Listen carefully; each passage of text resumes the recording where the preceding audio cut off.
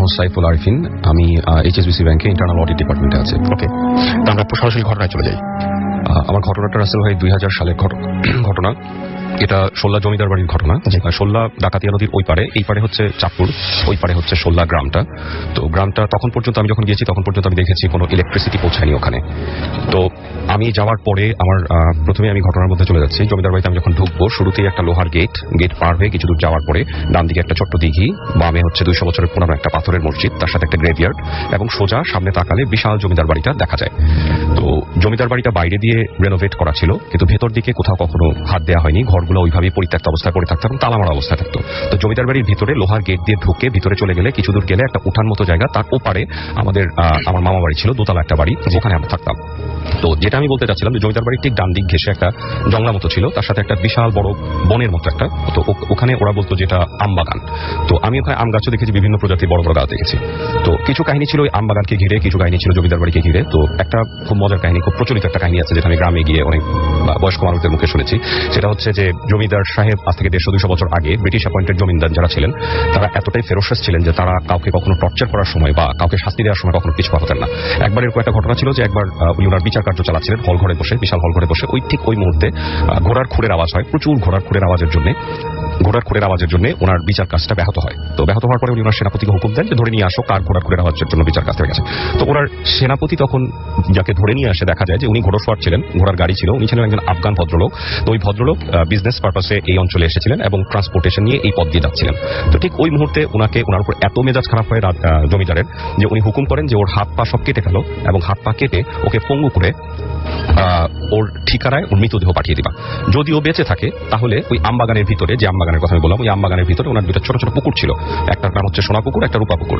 ওই সোনা পুকুর এবং রূপা পুকুরে উনি ক্যাটফিশ টাইপের কিছু মাছ পালতেন, বড় বড় মাগুর মাছ, যেগুলো রাক্ষসে মাছ বলে। তো ওগুলো মানুষ খেত, এবং যারা উনার টর্চারের পরে বেঁচে যেত, ফাইনাল টর্চারটা ছিল ওই মানুষগুলোকে ওই পুকুরে নিয়ে ফেলে দেওয়া হতো। তারপরে যদি কেউ সার্ভাইভ করতে পারে তাকে ছেড়ে দেওয়া হতো, উইচ ওয়াজ কোয়াইট ইম্পসিবল। ওকে, তো উনাকে যখন হাত পা এভাবে কেটে ফেলা হয়, হাত পা কেটে পঙ্গু অবস্থায় লোকটা বেঁচে ছিল, আফগান ভদ্রলোক বেঁচে ছিল, ওই অবস্থায় উনাকে নিয়ে সোনা পুকুরে ফেলে দেওয়া হয় এবং ক্যাটফিশ তাকে খেয়ে ফেলে। ওই দুমড়ানো মুচড়ানো মৃত গলিত ওই লাশটা পরে মারা যায়। ওই লাশটা পরে গ্রামের একটা শেষ প্রান্তে নিয়ে একটা ঝোপ মতো জায়গায় দাফন করে দেওয়া হয়। তো ঘটনাটা ওখানেই শেষ।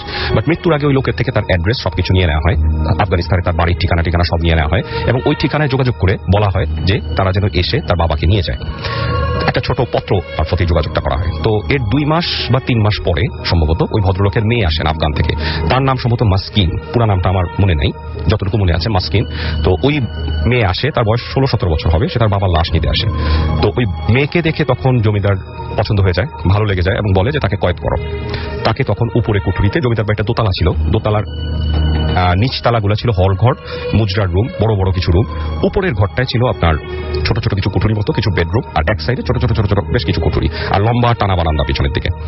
তো ওরকম একটা কুঠুরিতে, দোতলার একটা কুঠুরিতে নিয়ে তাকে বন্দী করে রাখা হয়, এবং রাজামশাইয়ের যখন যা খায় হতো উনি তা পূরণ করতেন। এটা ছিল কথিত একটা কাহিনী। আমি ওখানে যাই, আমি ঘুরতে গিয়ে এরকম বিভিন্ন কাহিনী শুনি। আমবাগান সম্পর্কে কিছু কাহিনী শুনি। আমবাগান সম্পর্কে আমি যেটা শুনি সেটা হচ্ছে যে এভাবে ওই পুকুরগুলোতে মানুষ খাওয়ানো হতো, 1।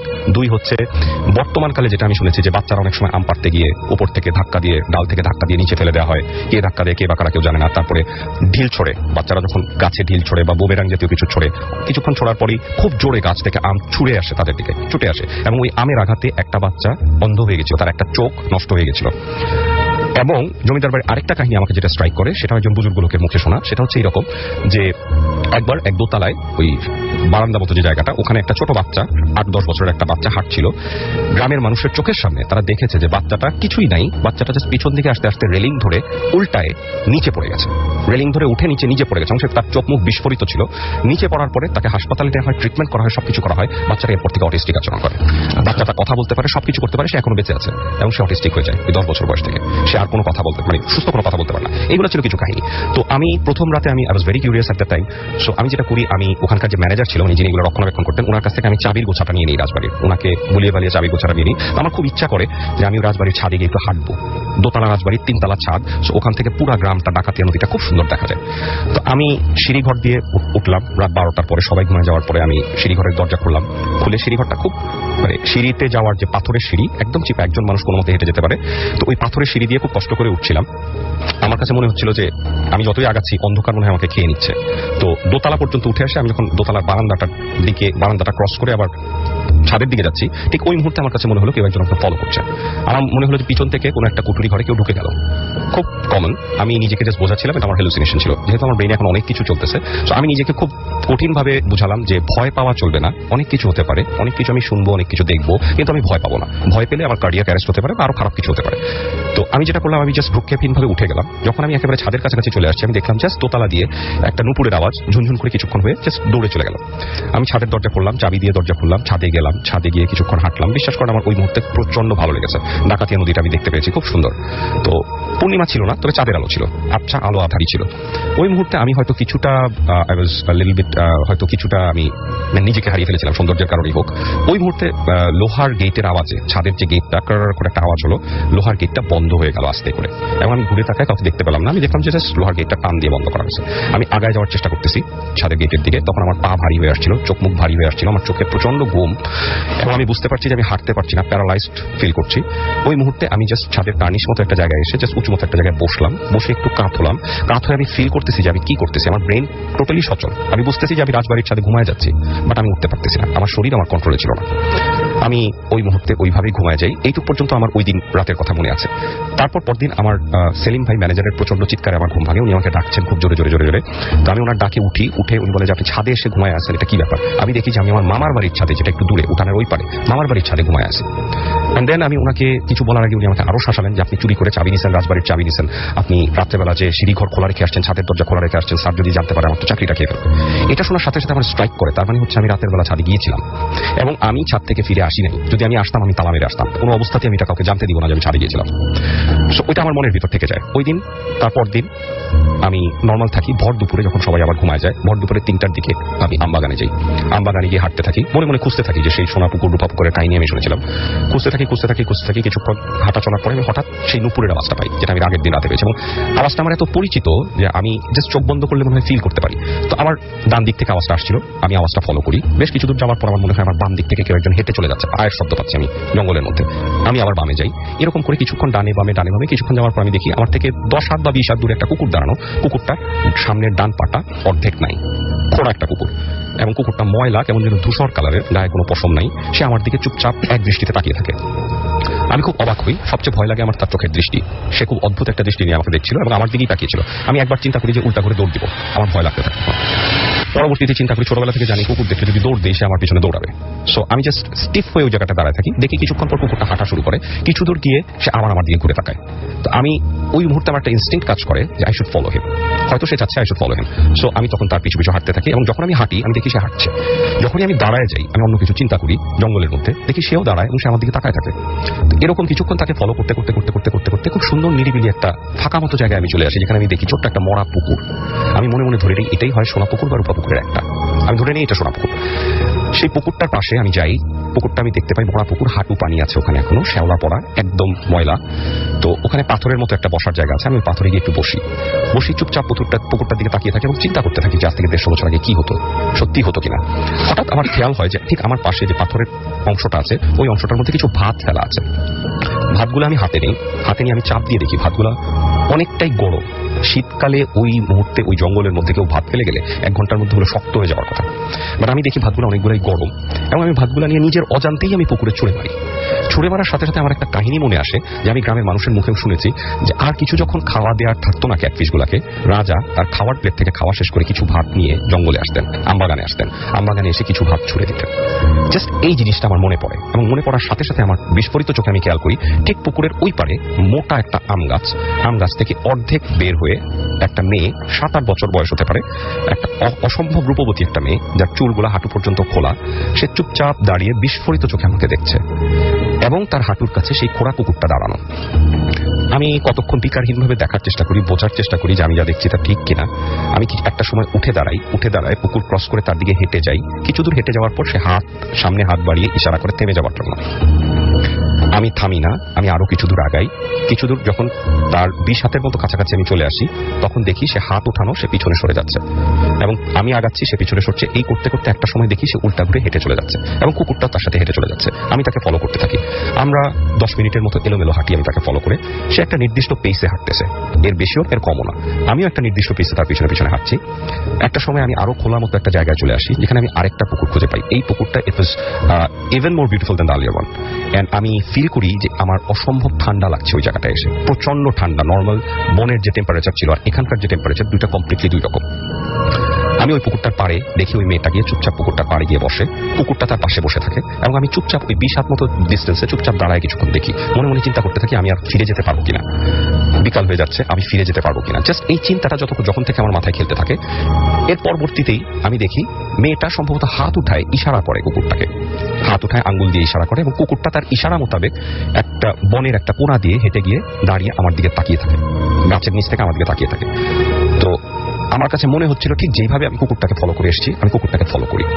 মেয়েটা চাচ্ছে, আমি কুকুরটাকে ফলো করি, পিছন পিছন হাঁটতে থাকি। হাঁটতে হাঁটতে একটা সময় আমি দেখি যে অনেকক্ষণ, প্রায় 30 মিনিট হাঁটার পরে আমি দেখি যে একটা সময় আমি রাজবাড়ি দেখতে পাচ্ছি, আচ্ছা দেখতে পাচ্ছি। তার মানে আমি বাইরের দিকে চলে আসছি এবং আমি তখন হেঁটে বাইরে চলে আসি। ওই দিনকার কাহিনী এতটুকুই ছিল। এর পরবর্তী কাহিনীটা ছিল এই যে আমি সেই দিন রাত্রেবেলা আবার 12টার পরে আমি চাবি নিয়ে রাজবাড়িতে যাই। রাজবাড়িতে তালা খুলে সেই সিঁড়িঘর দিয়ে উঠি, উপরে উঠি, দোতলার ঘরগুলো আমি একটু চেক করি। একটা ঘরের পাশে দিয়ে যাওয়ার সময় আমি হালকা হারমোনিয়ামের আওয়াজ শুনতে পাই। আমি সেই লোহার দরজার মধ্যে, ঘরের লোহার দরজার মধ্যে কান পাতি।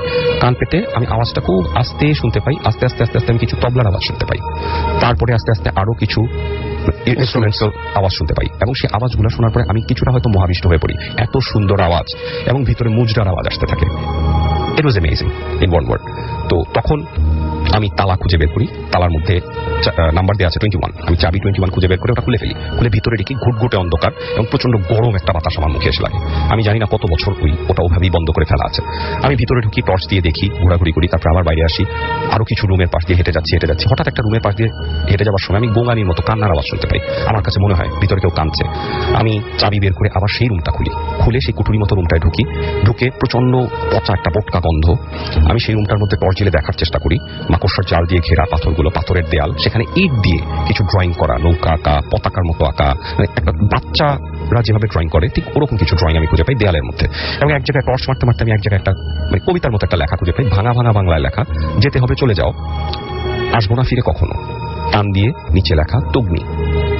তো আমার মাথায় এই নামটা থেকে যায়, স্ট্রাইক করে তগ্নি। আমি নামটা ক্যারি করি এবং আমি এই নামটা নিয়ে যখন চলে আসবো, আসার সময় আমি বারান্দার মধ্যে একটা নুপুরের ভাঙা অংশ পাই। নুপুরের একটা ভাঙা অংশ, চিকন ভাঙা অংশটা আমার টর্চের আলোতে পড়ে, আমি উঠে পকেটে রেখে দিই। দেন আমি হেঁটে চলে আসি। আমি যখন সিঁড়িঘর দিয়ে ক্রস করছি, ওই রাতে যখন নেমে আসবো, আমি পরিষ্কার ফিল করি রাসেল ভাই কেউ আমাকে পেছন থেকে পুশ করেছে। আমি পড়ে যাচ্ছিলাম, সিঁড়িঘরটা ঘোরানো, চুরির মতো ঘোরানো। ওই সিঁড়িঘর দিয়ে উঁচু সিঁড়ি, আমি খাড়া সিঁড়ি দিয়ে ব্যথা পেতে পেতে আমার ছিলে যায়, হাঁটু ছিলে যায়, হাতে ব্যথা পাই। ব্যথার দিকে আমার কোনো কনসেন্ট্রেশন ছিল না, আমার হাত মাথায় ধরা ছিল জাস্ট। আমি পড়তে চিন্তা করতেছিলাম আমার পিঠের মধ্যে টাচটা কিসের ছিল। ইট ওয়াজ সো ক্লিয়ার।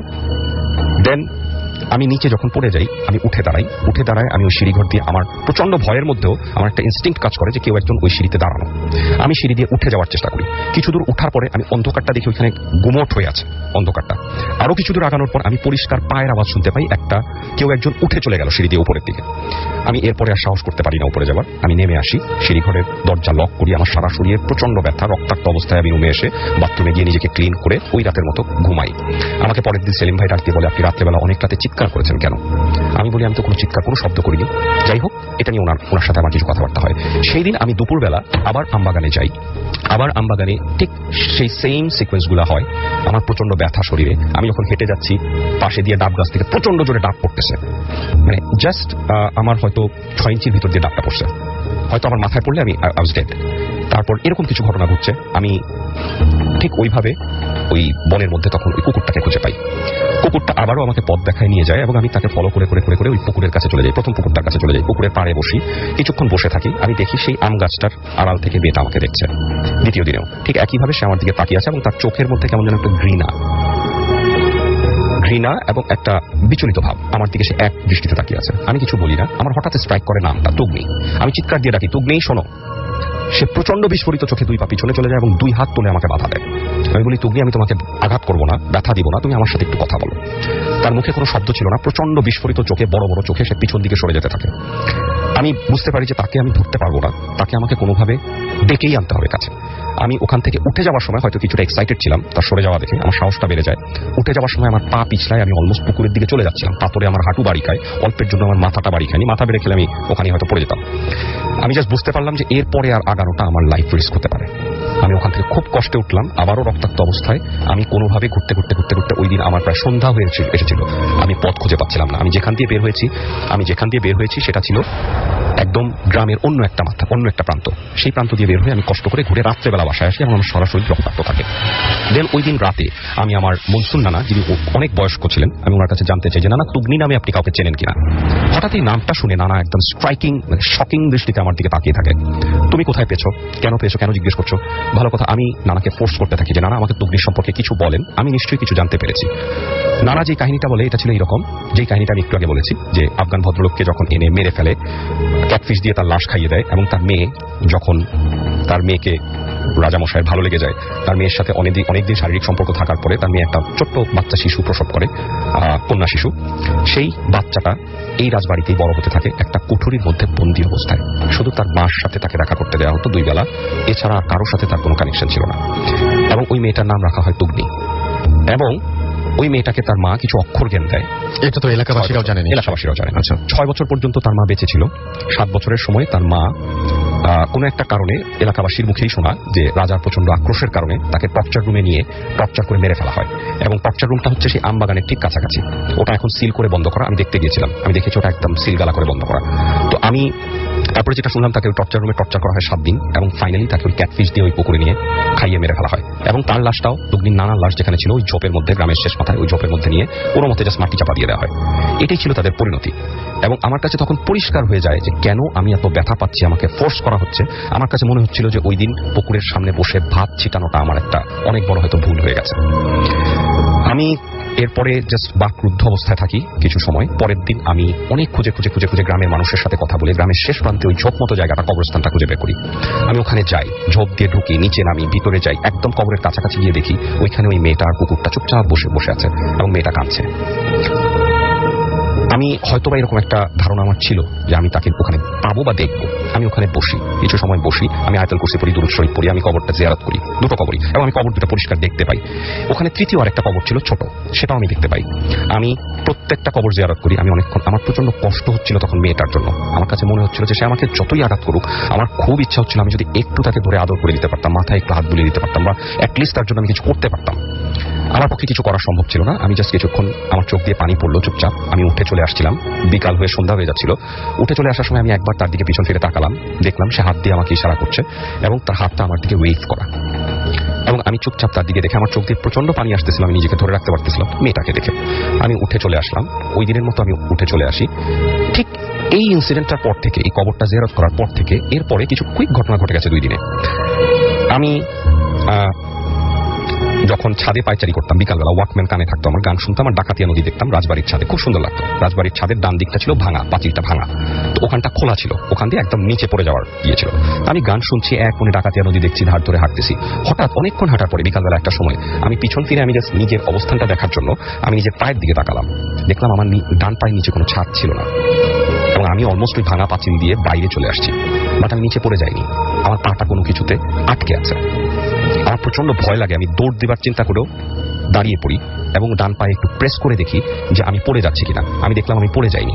দেন যেটা হলো, আমার মনের মধ্যে তখন একটা খেয়াল আসলো যে আমি একটা ঘটনা শুনেছি আমবাগানে, যে বাচ্চারা ঢিল মারলে আম ছুঁড়ে মারে, কিছু বাচ্চা অন্ধ হয়ে গেছে।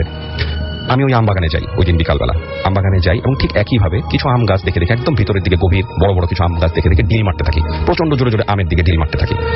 তো আমার কিছুই হয় না, আমি ফিরে আসতে থাকি। হঠাৎ ফিরে আসার সময় আমি দেখি একেবারে আমার ডান দিকের কোণা থেকে বিশাল বড় একটা ফজলি আমের মতো আমার দিকে প্রচন্ড বেগে ধেয়ে আসছে। যখন ধেয়ে আসছে, আমি জাস্ট রিফ্লেক্স করার টাইমটা পাইনি, তার আগে আমি দেখলাম এক হাতের মতো এসে আমটা নিচে পড়ে গেছে, এবং আমার গায়ে টাচ পর্যন্ত হয়নি।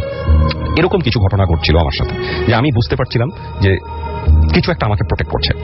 ওই অবস্থায় আমি যখন চলে আসছি, যেই আম গাছটার নিচে মেয়েটাকে আমি প্রথম দেখতে পাই সোনাপুকুরের কাছে, সেই আম গাছটার নিচে দিয়ে আমি যখন হেঁটে চলে আসছি, তখন আমি দেখলাম একটা কাগজ, ছেঁড়া কাগজের টুকরা। আমি কাগজের টুকরাটা ওঠাই, কাগজের টুকরাটার মধ্যে কবিতার সেই প্রথম 2টো লাইন লেখা, চলে যেতে হবে চলে যাও, বাকি অংশটা ছেঁড়া, ওখানে নাই।